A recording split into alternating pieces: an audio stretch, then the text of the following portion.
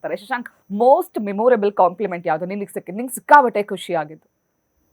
ನನಗೆ ಕಮೆಂಟಲ್ಲಿ ಅಂದರೆ ನಂಗೆ ರಕ್ಷಿತಾ ಮೇಡಮ್ ಒಂದ್ಸರಿ ಹೇಳ್ತಾರೆ, ನಾನು ಇವನೇರ ಮಗನ ಸಾಂಗ್ ಮಾಡಿದಾಗ ಶಶಾಂಕ್ ಒಂಥರ ಈ ಸ್ಟೇಜ್ಗೆ ಪ್ರೂವ್ ಆಗಿಬಿಟ್ಟಿದ್ದಾನೆ, ಅವ್ನಿಗೆ ಎಲ್ಲಿ ಏನು ಮಾಡಬೇಕು ಅಂತ ಗೊತ್ತು ಅಂತ ಹೇಳಿದ್ದಾರೆ. ಅಂದರೆ ಅವರು ನಾನು ಇವತ್ತರೆಗೂ ನಾನು ಮಾಡಿರೋ ಒಂದು ಪರ್ಫಾರ್ಮೆನ್ಸಲ್ಲೂ ನಂಗೆ ಸ್ಯಾಟಿಸ್ಫ್ಯಾಕ್ಷನ್ ಇರಲ್ಲ ಮ್ಯಾಮ್. ಇರಲ್ಲ. ಆ ಪರ್ಫಾರ್ಮೆನ್ಸ್ ಚೆನ್ನಾಗಿ ಬಂದಿಲ್ಲ ನಾನು ಸೈಲೆಂಟಾಗಿ ಇರ್ತೀನಿ.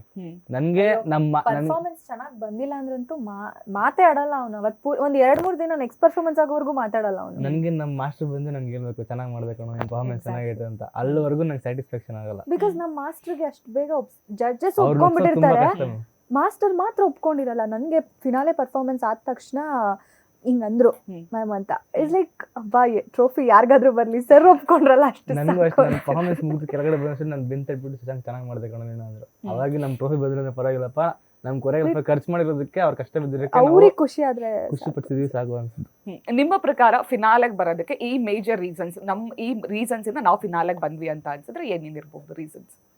ನಮಗೆ ಇನಿಷಿಯಲಿಂದಾನು ಫೈರ್ ಬ್ರ್ಯಾಂಡ್ಸ್ ಬರ್ತಾ ಇತ್ತು, ಎಲ್ಲೋ 1-2 ಮಿಸ್ ಆಗಿತ್ತು ಬಿಟ್ರೆ ತುಂಬಾ ಫೈರ್ ಬ್ರ್ಯಾಂಡ್ಸ್ ಬರ್ತಾ ಇತ್ತು.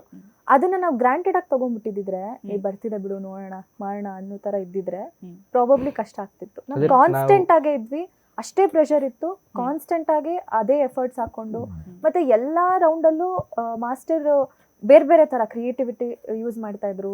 ಹೊಸದಾಗಿ ಏನಾದ್ರು ಮಾಡಬೇಕು ಅಂತೆಲ್ಲ ಬ್ಲೈಂಡ್ ಆಕ್ಟ್ ಆಗಿರ್ಬೋದು. ಮತ್ತೆ ನನಗೆ ಸಾಂಗ್ ಯೂಶಲಿ ಲವ್ ಸಾಂಗೇ ಮಾಡಿದ್ರಿಂದ ಸೆಮಿಫಿನಾಲಲ್ಲಿ ನಮಗೆ ಬೇರೆ ರಾ ಸಾಂಗ್ ತಗೊಂಡ್ರು. ಸೊ ಎಲ್ಲ ಎಕ್ಸ್ಪೆರಿಮೆಂಟಲ್ಲೇ ಮಾಡಿದ್ದವರು. ಸೊ ತುಂಬಾ ಕನ್ಸಿಸ್ಟೆನ್ಸಿ ಇತ್ತು.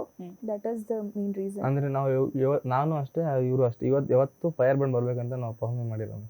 ನಮ್ಮ ಮಾಸ್ಟರ್ ಮಾಡ್ತಿರೋ ಕಷ್ಟಕ್ಕೆ ನಾವು ಕರೆಕ್ಟಾಗಿ ನಾವು 100% ನಾವು ಕೊಟ್ಟರೆ ಸಾಕು ಅನ್ಕೊಂಡು ಮಾಡಿದ್ವಿ ಸ್ಟೇಜ್ ಮೇಲೆ. ಏನಾಗ್ಬಿಡುತ್ತೆ, ಏನೋ ಒಂದು ಒಳ್ಳೇದಾಗ್ಬೇಕಾದ್ರೆಲ್ಲ ಕೂಡ ಬರ್ತಲ್ಲ, ಹಂಗೆಲ್ಲ ಬೆಸ್ಟ್ ಕೊಟ್ಕೊಂಡು ಟೋಟಲ್ ಎಷ್ಟು ಸಲ ಬಂದಿತ್ತು ಫೈರ್ ಬ್ರ್ಯಾಂಡ್? ನಮಗೆ ಒಂದು 12 ಫೈರ್ ಬ್ರ್ಯಾಂಡ್ ಅನ್ಸುತ್ತೆ. 12 ಸಲ? ವಾವ್. 11 ಕರೆಕ್ಟ್. ಬೇರೆ ಯಾರು ತಗೊಳಕ್ ಚಾನ್ಸೇ ಕೊಟ್ಟಿಲ್ವಾ? ಟೀಮ್ ತುಂಬಾ ಸ್ಟ್ರಾಂಗ್ ಇತ್ತು ನಮಗೆ. ನಮ್ಮ ಟೀಮ್ ನಮ್ಮ ಸ್ಟ್ರೆಂತ್. ಓಕೆ ಕಾವ್ಯ, ನಿಮ್ಗೆ ಮೋಸ್ಟ್ ಮೆಮೊರೇಬಲ್ ಕಾಂಪ್ಲಿಮೆಂಟ್ ನಿಮ್ಗೆ ಸಿಕ್ಕಿದ್ದು ಯಾವುದು? ಮೆಮೊರೇಬಲ್